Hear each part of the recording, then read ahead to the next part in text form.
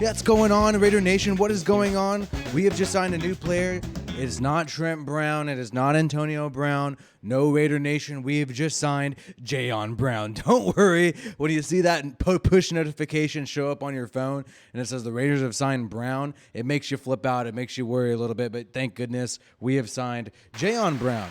Linebacker for the Tennessee Titans out of UCLA. That is where he went to college. And I do have this mistake up here, safety. No, he is a linebacker. Jayon Brown is 6 feet tall, 226 pounds, age 27. This is going to be his 5th year in the NFL. He's played some time, and honestly, he's played a significant amount of snaps out there at Tennessee for Mike Vrabel. Mike Vrabel, the head coach of the Titans, keep in mind, he is a former linebacker with the New England Patriots. So this guy knows how to scout his linebacking talent. So I anticipate that this guy is quite talented. And guess what? He's played a significant amount. There's not really a season in his career where he has gone under 400 snaps. He's going over 400 snaps most of the time. He's not pass rushing as a linebacker. So expect this guy to do some coverage, right? Do some coverage snaps, play against the run. He's not going to be pass rushing, not going to be a backup for Chandler Jones like I anticipate Kyler Fackrell is, who we just signed the other day. So rush grade 42.1 in 2021,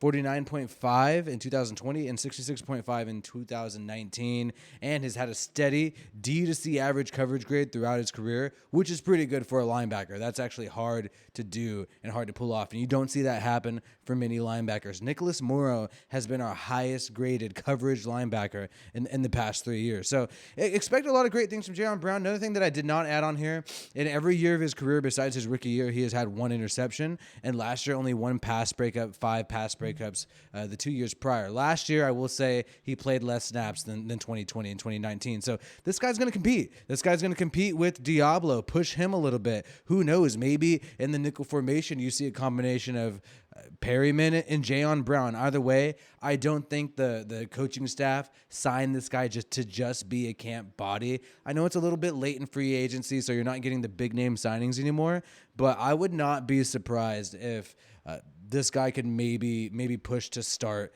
and play, especially if we're going to go in that 3-4 base formation. So be on the lookout for that. And look, it's not just 1-year deals that are happening at this point in the season and this point in free agency when you look at some of these signings, like Marquez Valdez-Scantling just signed for a 3-year deal with the Chiefs. So we don't have the exact contract details listed for this signing, but don't be surprised if it's a multi-year deal. 226-pounder Jayon Brown from the Tennessee Titans linebacker. I think he's going to be really talented. And he's not the only guy that we signed today. And it's funny because I just went live earlier. I talked to Raider Nation. We knew there were going to be some signings later, and dang, of course we miss it. But hey, we're going to keep you up to date right here on the Raiders Rundown. And Duron Harmon spent some time with the New England Patriots, has some history with a lot of this coaching staff. 65.7 rush grade in 2021 and kept a 65 in 2020 and 2019. This guy is 6'1", 205 pounds, a veteran, strong safety, could compete with Jonathan Abram, compete with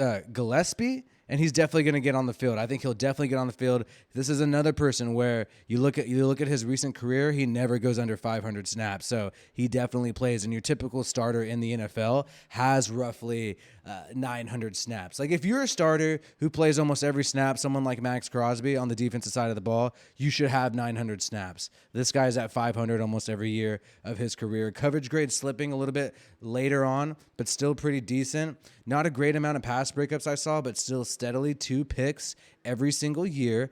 Look, this guy is someone who they feel comfortable with. I think he's going to fit along well with the scheme with Patrick Graham.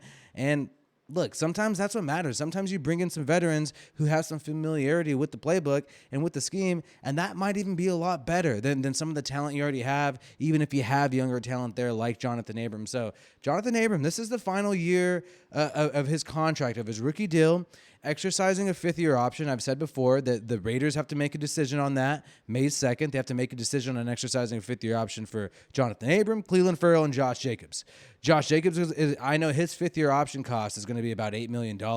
I am not sure about Jonathan Abram, but I'm sure it's in that ballpark. So, look, Jonathan Abram getting his 5th-year option exercised May 2nd. Do I think that's likely? No. Do the Raiders and Josh McDaniels and Dave Ziegler think that's likely? After a signing like Duron Harmon? Probably not. And this signing also indicates to me that we're no longer involved in the Tyrann Mathieu sweepstakes. I highly doubt we sign him now because Duron Harmon, I know he's a veteran. I know he's not a highly talented player. He's not one of these elite guys, right? You don't have people buying a Harmon jersey everywhere. But this guy plays. This guy plays and contributes to football teams, right? He's not just some random practice squad or anything. He's a veteran in the NFL who plays significant snaps and has made impact on games throughout his whole entire career. And the coaching staff seems to be, really familiar with him, and they feel like this is safe. So Jonathan Abram, this is a big year for him. I mean, new coaching staff. He's fighting for his job. Probably won't get extended a fifth-year option. Jonathan Abram's going to want to ball out this year for the Raiders, even if it means he goes somewhere else. Because if he balls out this year for the Raiders, then it's kind of like, all right, maybe another team will pick you up and give you a big deal. But who knows? Maybe I'll be wrong again and take another bite to the face. Maybe I'll be wrong and then Jonathan Abram just gets his fifth-year option exercise. Knowing my luck, that's what will happen. But being real, that's probably not what's going to happen at this point.